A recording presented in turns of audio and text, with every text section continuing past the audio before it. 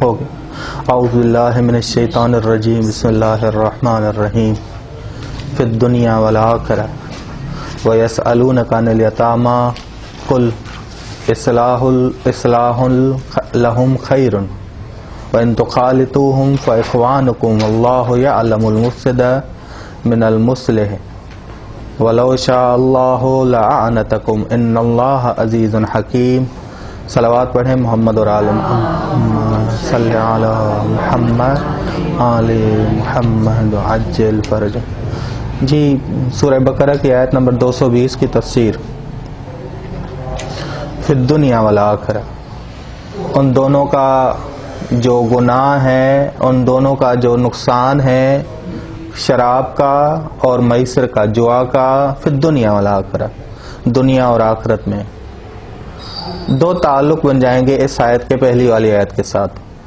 ایک یہ تعلق فی الدنیا والآخرہ، یہ فی الدنیا والآخرہ جوڑ رہا ہے اس آیت کو پہلی والی آیت سے، کہ انہوں نے ان سے کہو کہ یہ دونوں گناہان کبیرہ ہیں، اگرچہ دنیاوی فائدے ہیں ان کے، لیکن نقصان ان کا بہت زیادہ ہے، دنیا میں بھی اور آخرت میں بھی۔ اور ہم نے پڑھا تھا کہ شراب کے اور جوا کے نقصانات کیا ہیں۔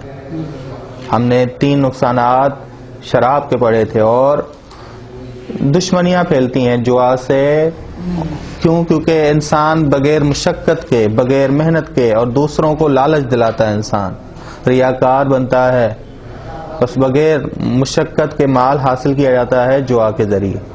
پھر دنیا والا آخرت، دنیا میں بھی اس کے نقصانات ہیں، آخرت میں بھی اس کے نقصانات ہیں۔ ایک یہ رابطہ پہلی والی آیت کے ساتھ اس کا رابطہ۔ دوم رابطہ جو ہم پہلے بیان کر کے آئے ہیں کہ آیت نمبر 213 میں بیان ہوا کہ دین آنے کے بعد، دین آنے سے پہلے لوگوں میں دنیاوی اختلافات تھے، پھر ان کو ضرورت پڑی دین کی۔ دین کی جب ضرورت پڑی، خداوند عالم نے دین کو نازل کیا، دین کو بھیجا انبیاء کے ساتھ، مبشرین اور منذرین کے ساتھ، قرآن کتابوں کو نازل کیا۔ اس کے کتابوں کے نازل ہونے کے بعد، دین آنے کے بعد، کچھ لوگوں نے انکار کیا، سرکشی کرتے ہوئے کچھ لوگوں نے انکار کیا، اور کچھ لوگ اس دین پر عمل کرتے رہے، ہدایت کے راستے پہ چلے، ہدایت کے راستے کی طرف چلے۔ اور ذہن میں رکھیے گا، ہم نے کہا تھا کہ ہدایت کے راستے پر چلنے والوں نے پھر ہدایت پر ثابت قدم رہنے کے لیے، صراط مستقیم پر ثابت قدم رہنے کے لیے وہ آپ سے ہدایت طلب کرتے ہیں، وہ آپ سے سوالات کرتے ہیں، احکام شریعت، ہدایت تشریع لیتے ہیں، آپ سے ہدایت تشریع لیتے ہیں۔ فی الدنیا والآخرہ وَيَسْأَلُونَكَ عَنِ الْيَتَامَى، وہ تم سے پوچھتے ہیں یتیموں کے متعلق، قل کہہ دو، اصلاح لہم خیر، کہہ دو کہ ان کے کام کی اصلاح کرنا بہتر ہے، اصلاح کرنا بہتر ہے۔ وَإِن تُخَالِطُوهُمْ فَإِخْوَانُكُمْ، اگر تم اپنی زندگی کو ان کی زندگی کے ساتھ ملا لو تو کوئی حرج نہیں، مل کے رہو، آپس میں مل کے رہو، متحد رہو، مساوی بن کے رہو تو کوئی حرج نہیں۔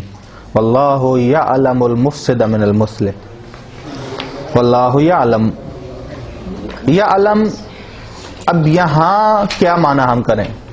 واللہ یعلم المفسد من المصلح، خدا جدا کرتا ہے مفسد کو مصلح سے۔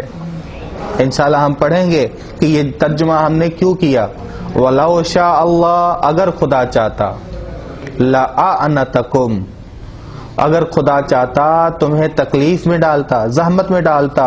ان اللہ عزیز حکیم، بے شک خداوند عالم غالب حکمت والا ہے، غالب ہے، تبھی دین اسی سے لینا چاہیے۔ حکیم ہے حکمت کے تحت، کیونکہ حکمت یہ نہیں کیا، خدا جانتا ہے کہ مصلح کون ہے، مفسد کون ہے۔ اس بنا پر خدا جانتا ہے کہ کسی چیز کا نتیجہ اصلاح کا ہے یا کسی چیز کا نتیجہ فساد کا ہے، بس حکمت کس سے لینی چاہیے؟ حکیم سے لینی چاہیے، جو عالم ہے کس کا؟ اصلاح اور فساد کا۔ ٹھیک، اس آیت میں واضح ثبوت پایا جاتا ہے کہ یتیموں کے ساتھ آسانی نرمی برتی جائے اور یتیموں کے ساتھ میل جول رکھنے کی اجازت دی گئی۔ اس کے بعد کہا گیا ہے وَلَوْ شَاءَ اللَّهُ لَأَعْنَتَكُمْ، اور اگر خدا چاہتا تو تمہیں زحمت اور تکلیف میں ڈالتا۔ اس سے ثابت یہ ہوتا ہے کہ ان سے برتاؤ کے بارے میں پہلے سخت احکامات صادر ہوئے تھے، سخت احکامات جس سے مسلمانوں کے دلوں میں اضطراب اور پریشانی پیدا ہوئی تھی اور انہیں تشویش لاحق ہوئی تھی، اور وہ رسول خدا کی خدمت میں حاضر ہوئے اور رسول خدا صلی اللہ علیہ وآلہ وسلم سے کہا کہ تشویش دور کرنے کے لیے حکم صادر کرے اور حقیقت امر کی وضاحت کی جائے۔ اس بنا پر یہ آیت نرمی والے احکام کے ساتھ آئی، اور اس سے پہلے نہایت شدید انداز میں احکامات نازل ہوئے تھے، پہلے نہایت، جیسے سورہ نساء آیت نمبر 10 ان الذین یأکلون اموال الیتامی ظلما انما یأکلون فی بطونہم نارا وسیصلون سعیرا، بے شک جو لوگ یتیموں کا مال کھاتے ہیں ظلم کرتے ہوئے صرف وہ اپنے پیٹوں میں آگ کھاتے ہیں اور وہ بہت جلد بھڑکتی ہوئی آگ میں جلیں گے۔ یا سورہ نساء آیت نمبر 2 وآتوا الیتامی اموالہم ولا تتبدلوا الخبیث بالطیب ولا تأکلوا اموالہم الی اموالکم انہ کان حوبا کبیرا، اور تم سب یتیموں کو ان کے مال اور ناپاک مال کو پاک مال کے ساتھ تبدیل نہ کرو، سورہ نساء آیت نمبر 2، اور اپنے اموال کے ساتھ ان کے اموال کو ملا کے نہ کھاؤ، بے شک یہ بڑا گناہ ہے، گناہ کبیرہ ہے۔ ٹھیک، ان آیات سے یہ ثبوت ملتا ہے کہ یہ آیت سورہ بقرہ کی آیت نمبر 220 بعد میں نازل ہوئی اور وہ پہلے نازل ہوئی تھی، پہلے نازل ہوئی تھیں، اس وجہ سے مسلمانوں کے دلوں میں تشویش تھی، اضطراب تھا، پریشانی تھی، اور اس وجہ سے وہ نرم حکم چاہتے تھے۔ تبھی خداوند عالم نے پہلے ہی نرمی کا حکم، قل اصلاح لہم خیر، پہلی والی آیتیں دیکھیں، جو لوگ یتیموں کا مال کھائیں گے ظلم کرتے ہوئے، یعنی یتیموں کا مال ان کے حوالے کیا جائے اور نہ کھایا جائے، تعلقات بھی ختم کیے جائیں، خدا نے اس کو ختم کیا، اس تشویش کو، اس اضطراب کو، اس سوال کو ختم کیا۔ وَإِن تُخَالِطُوهُمْ، اگر تم ان سے مل جل کے رہو، سمجھو کہ تمہارے بھائی ہیں، ان کو حقوق ادا کرتے ہوئے اگر تم ان سے رہتے ہو تو کوئی مذائقہ نہیں۔ بس خداوند عالم نے واضح کی وہ بات کہ بھئی تعلقات ختم نہیں کرنے، ہاں ظلم کرتے ہوئے اگر مال کھانا ہے تو یہ حرام، پھر نہ رہنا بہتر ہے۔ ٹھیک، بس خداوند عالم کا سمجھ آگے یہ سخت حکم کیوں نازل ہوا کہ یتیموں کا مال زبردستی ظلم کرتے ہوئے نہ کھایا جائے۔ ٹھیک، تبھی خداوند عالم نے کہا وَإِن تُخَالِطُوهُمْ فَإِخْوَانُكُمْ۔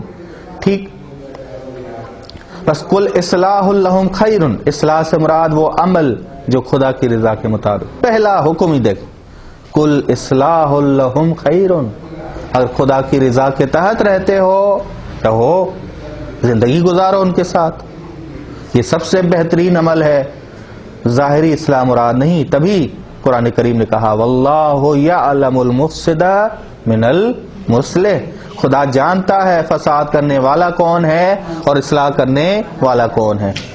ایمانی بھائی چارہ، وَإِن تُخَالِطُوهُمْ فَإِخْوَانُكُمْ، اگر تم سب ان کے ساتھ مل جل کر رہو تو وہ تمہارے بھائی ہیں، وہ تمہارے بھائی ہیں۔ اس جملے میں ایمانی مساوات، برابری کی طرف اشارہ کیا گیا ہے۔ ممکن ہے کہ دنیاوی طور پہ برابری نہ ہو، انما المؤمنون اخوۃ، اسی کی طرف اشارہ جو تمام اہل ایمان کے درمیان قرار دی گئی، ان تمام امتیازی امور کی نفی کی گئی ہے جو معاشرے میں فساد کا باعث بنتے ہیں۔ مثال آمریت، دوسروں کے حقوق کو مارنا، دوسروں کو اپنا غلام بنانا۔ آمریت سے مراد ہے خود کا ہی حکم چلانا، خود کا ہی حکم چلانا، خود کو طاقتور سمجھنا، دوسروں کو ضعیف، دوسروں کو ذلیل رسوا کرنا، دوسروں کو ذلیل کرنا، رسوا کرنا، اور غاصب کا کسی پر مسلط ہونا، غاصب کسی پہ مسلط ہو، ظلم وغیرہ صورتوں کو رد کیا جائے، تب بھی مساوات قائم ہوگی، تبھی بھائی چارہ قائم ہوگا. ٹھیک. خداوند عالم نے بنی نوع انسان کے تمام افراد کے درمیان معاشرتی برابری کا جو نظام قائم کیا ہے، ایمان کو لازم قرار دے کر بھائی چارہ قائم کیا. یہ مساوات، یہ مراد یہ نہیں کہ یعنی جس نے اپنا مال کمایا ہے اس کا مال دوسرے کو دے کے مساوی قرار دیا جائے، یہ مراد نہیں ہے. جہاں کسی کے پاس مال زیادہ ہے تو خداوند عالم نے کیا کہا؟ انفاق کرو.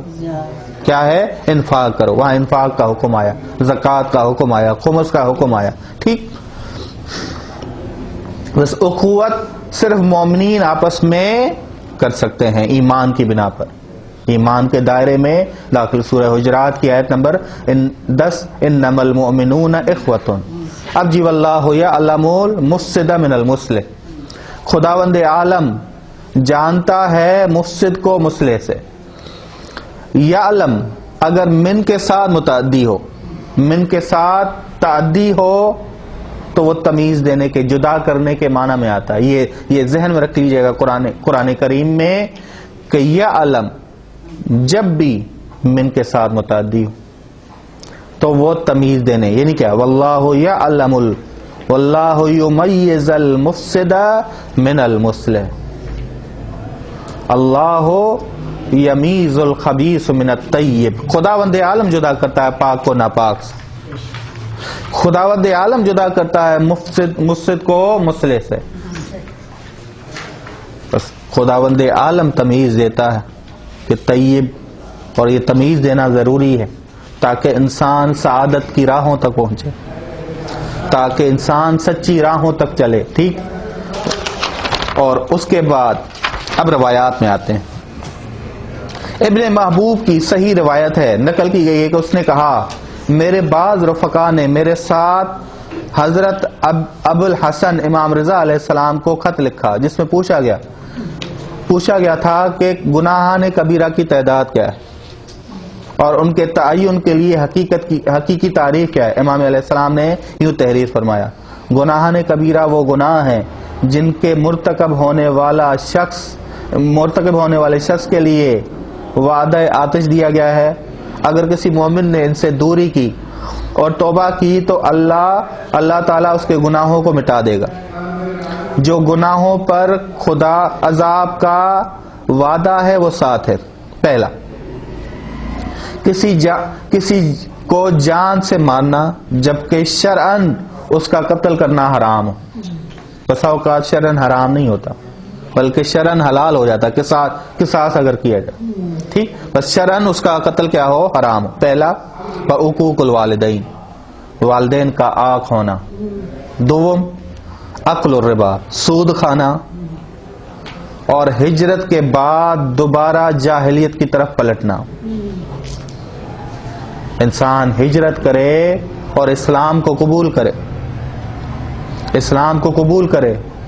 انسان ہجرت کرے کس کی طرف؟ وطن عرفانی کی جانب. کیا کہا جناب لوط نے؟ انشاءاللہ ہم پڑھیں گے. وطن کی بہت ساری اقسام ہیں. وطن وہ مٹی والا وطن جہاں ہم زندگی گزارتے ہیں، ثقافتی وطن اور عرفانی وطن. جناب لوط نے کیا کہا؟ انی مہاجر الی اللہ، میں ہجرت کر رہا ہوں خداوند عالم کی جانب. یہ کون سا وطن ہے؟ وطن عرفانی. ہجرت کرنے کے بعد، عرفانی وطن کے آنے کے بعد انسان اس عرفانی وطن سے دوری اختیار کرے. ٹھیک. وقذف المحسنہ، اور پاک دامن عورتوں پر زنا کی تہمت لگانا. واکل مال الیتیم، اور یتیم کا مال کھانا. یہ گناہان کبیرہ میں سے ہے. والفرار من الزحف، محاذ جنگ سے فرار ہو جانا، یعنی جہاد سے انکار کرنا. یہاں تک ابن محبوب کی روایت ختم ہو گئی. وسائل الشیعہ باب جہاد. ابھی سامت نے امام جعفر صادق علیہ السلام سے نقل کیا ہے کہ آپ علیہ السلام نے فرمایا، گناہان کبیرہ میں سب سے بڑا گناہ اللہ کا شریک قرار دینا. جس کے قتل کو اللہ نے حرام قرار دیا ہے اس سے جان سے مار دینا. انشاءاللہ ہم بتائیں گے کہ اللہ کا شریک قرار دینا اس سے مراد کیا ہے. جب ہم آیت الکرسی میں آئیں گے تو انشاءاللہ ہم بتائیں گے کہ کافرین اور مشرکین کیا خداوند عالم کو رب مانتے تھے یا نہیں مانتے تھے؟ خدا بھی مانتے تھے، رب بھی مانتے تھے. وَلَئِن سَأَلْتَهُم مَّنْ خَلَقَ السَّمَاوَاتِ، بس وہ ربوبیت لیکن جزئی رب بھی قرار دیتے تھے، بادلوں کا رب، بارشوں کا رب. ٹھیک، بس شریک قرار دینا. خدا نے جس کو محترم قرار دیا اسے جان سے ماننا، مگر جس کو شریعت کے لحاظ سے جو واجب القتل ہو اس کے علاوہ، یتیموں کا مال کھانا، والدین کا آگ کرنا، والدین آگ کر دیں، پاک دامن عورتوں پر زنا کی تہمت لگانا، محاذ اور جنگ سے بھاگ جانا، خدائے بزرگ اور برتر کی جانب سے اتاری ہوئی ضروریات دین سے انکار کرنا. ضروریات دین کیا ہے؟ اصول دین اور فروع دین کی دو قسمیں.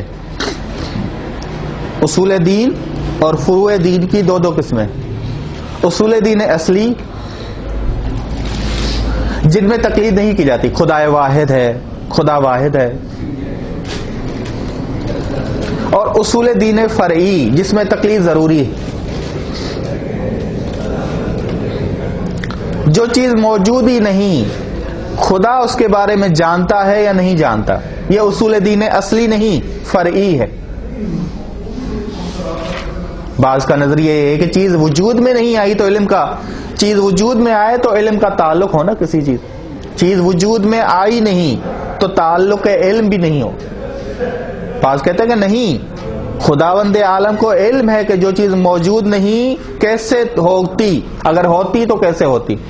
پھر امام رضا نے مثال بھی دی ہے، لو کان فیہما آلہۃ الا اللہ لفسدتا. امام سے پوچھا گیا کہ جو چیز موجود نہیں خدا اسے جانتا ہے نہیں جانتا؟ کہا کہ جانتا ہے کہ اگر ہوتی تو کیسے ہوتی اور کیا اس کا نتیجہ ہوتا. ٹھیک. اور فروع دین کی بھی دو قسمیں، اصول دین کی دو قسمیں، اصلی اور فرعی. فروع دین کی بھی دو قسمیں، ضروریات دین، غیر ضروریات دین. ضروریات دین میں تقلید جائز نہیں. نماز واجب ہے، زکوٰۃ واجب ہے، ماہ رمضان کا روزہ واجب ہے، کیا اس میں تقلید کی ضرورت نہیں؟ اور غیر ضروریات دین میں تقلید کر سکتے ہیں کہ تیسری رکعت میں کیا ایک دفعہ تسبیحات اربع کو پڑھا جائے یا 3 دفعہ پڑھا جائے، یا سورہ الحمد کو پڑھا جائے یا تسبیحات اربع کو پڑھا جائے. بس ضروریات دین کا منکر بھی کیا ہے؟ گناہان کبیرہ میں سے ہے. یہ بھی گناہ ہے کبیرہ. تبھی ہم نے کہا کہ قرآن نے اسے کیا کہا ہے ضروریات دین کے منکر کو؟ کفر عملی. قرآن نے جو ہم پڑھ کے آئے تھے کہ جو انفاق نہیں کرتے، قرآن نے کیا کہتا ہے؟ پہلے ہم ایک آیت پڑھ کے ہیں، والکافرون هم الظالمون. انفاق نہ کرنے والوں کو قرآن نے کافر کہا اور ظالم کہا. پر ضروریات دین کا منکر بھی گناہان کبیرہ میں مرتکب ہوگا اور قرآن نے اسے کفر عملی کہا ہے. ٹھیک. اس کے بعد ہاں جی، یہ کتاب ہے وسائل الشیعہ. ایک کتاب عیون اخبار الرضا میں امام رضا علیہ السلام سے فضل بن شاذان نے روایت کی ہے کہ اس خط کا ذکر کیا جس میں گناہان کبیرہ سے پرہیز کے بارے میں مامون کو لکھا تھا. حضرت کے خط کی مختصر عبارت یہ ہے کہ پہلا، جن لوگوں کو جان سے مارنے کو اللہ تعالیٰ نے حرام قرار دیا ہے انہیں قتل کرنا، زنا کرنا، چوری کرنا، شراب پینا، آکے والدین ہونا، محاذ جنگ سے بھاگنا. یہ امام نے مامون کی طرف خط لکھا تھا، گناہان کبیرہ بتائے تھے. ظلم اور زیادتی سے یتیم کا مال کھانا اور بغیر مجبوری کے مردار، خون، سور کا گوشت، اس ذبیحہ کا گوشت کھانا جس پر غیر خدا کا نام لیا گیا ہو، یہ بھی گناہان کبیرہ میں سے. واضح اور ثابت ہونے کے بعد سود کھانا کہ حرام ہے، اور مال حرام کھانا اور جوا کھیلنا جو ہم پہلے پڑھ کے آئے، جوا کھیلنا اور ناپ تول میں کمی کرنا اور پاک دامن عورتوں پر زنا کی تہمت لگانا، مرد کے ساتھ فعل بد انجام دینا اور اللہ کی رحمتوں سے مایوس ہونا اور اللہ کی تدبیر اور قہر سے نہ ڈرنا اور رحمت خدا سے بدگمان ہونا، مایوس ہونا مکمل مایوسی، بدگمانی شک کا سلسلہ شروع ہو جائے. مایوسی آخری چیز ہے، شروعاتی چیز کیا ہے، مقدمہ کیا ہے، بدگمانی. بدگمان ہونا، ظالموں سے تعاون کرنا، ظالموں سے میل جول رکھنا، جھوٹی قسمیں کھانا، کسی سختی اور مجبوری کے بغیر کسی کا حق روکے رکھنا، جھوٹ بولنا، تکبر کرنا، حد سے زیادہ خرچ کرنا، غیر اطاعت خدا میں مال خرچ کرنا، یعنی اطاعت خدا کے علاوہ مال خرچ کرنا. یہ بھی بہت اہم پوائنٹ ہے ہمارے معاشرے کا. ٹھیک. اور دھوکہ دینا، حج بیت اللہ کو اہمیت نہ دینا، یہ بھی اہم ہے. یہ بھی اہم ہے کہ زیارات کی فضیلت کو اتنا بڑھایا چڑھایا جاتا ہے کہ لوگوں میں حج کرنے کا شوق نہیں آتا. ہاں جی، زیارات کا شوق آتا. اللہ کے دوستوں کے ساتھ لڑنا، لہو و لعب میں مشغول رہنا اور گناہوں پر اصرار کرنا. بس یہ یعنی زیادہ ہو گئے. امام نے اور زیادہ وضاحت دے دی، امام رضا علیہ السلام نے گناہ کبیرہ. بس یہ آیت یتیموں کے متعلق تھی اور یتیموں کے حقوق پہ ڈاکہ ڈالنا، یتیموں کا مال کھانا حرامی ہے، گناہ کبیرہ میں سے ہی ہے. لیکن یہ آیت تھوڑے نرمی والے احکامات لے کے آئی. اور سورہ نساء کے بعد پر یہ بھی ذہن میں رکھیے گا، قرآن کو مرتب کس نے کیا ہے؟ رسول خدا نے. مولا علی نے اپنے ہی زمانے میں، رسول خدا کے زمانے میں ہی قرآن مرتب ہو چکا. یہ بات ذہن میں نہ آئے کہ سورہ نساء کی آیت پہلے نازل ہوئی، نہیں، توقیفی تھی. رسول خدا نے خدا کے حکم کے مطابق قرآن کو مرتب کہ کس آیت کو کہاں رکھنا ہے. وصلی اللہ علی محمد اہل بیتہ الطیبین الطاہرین.